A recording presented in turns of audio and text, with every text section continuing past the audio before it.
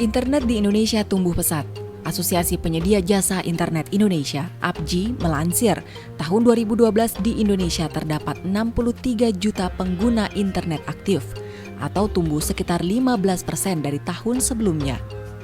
Dengan prediksi angka pertumbuhan hingga 30%, diperkirakan akhir tahun 2013, orang Indonesia yang melek internet bisa mencapai 82 juta orang.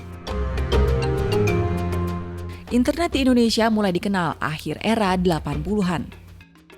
Yang kita yang menggunakan radio, mulai mengembangkan komunikasi antar komputer lewat radio. Radionya radio seperti inilah. Ini radio jadul. Radio amatir?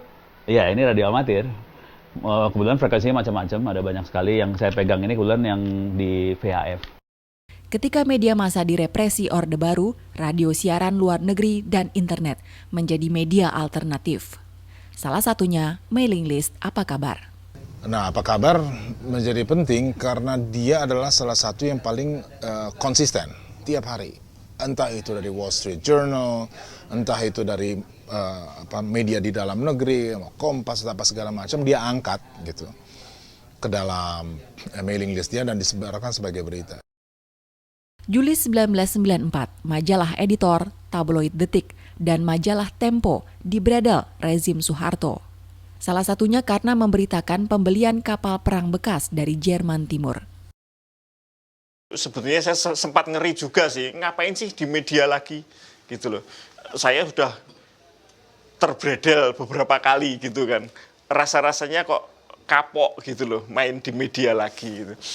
Nah, Yayan yang sering punya mimpi, kenapa sih nggak bikin media yang tidak pakai siup, misalnya surat izin penerbitan pers, terus tidak lagi pakai periodisasi, ini kan semua perangkat kita punya. Antara 1996 hingga awal 1998, Detikcom, Republika Online, Tempo Interaktif, dan Kompas.com mulai mengembangkan platform baru.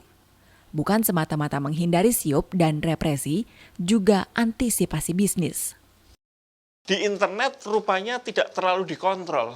Artinya pada waktu itu rezim Soeharto ini tidak terlalu memperhatikan informasi di internet dan user internet di Indonesia pada waktu itu kan sangat terbatas.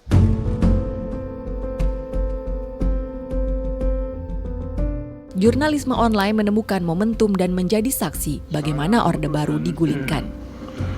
Untuk menyatakan berhenti. Angin kebebasan berhembus. Rezim baru tak punya pilihan. Presiden B.J. Habibie menetapkan Undang-Undang Pers Nomor 40 Tahun 1999 yang melindungi kebebasan media. Lalu Presiden Gus Dur membubarkan Departemen Penerangan. Bahwa ide itu nggak bisa dimatikan. Itu yang paling penting. Ini merupakan, saya kira perlu dicatatlah oleh pemerintah manapun.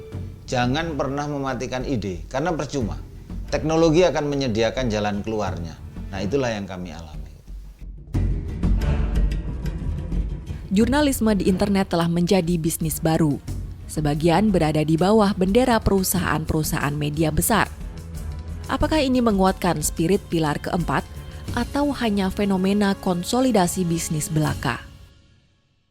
Sementara jurnalis dan pengusaha mencari jawabannya, rakyat sudah menemukan jurnalismenya sendiri. Sosial media.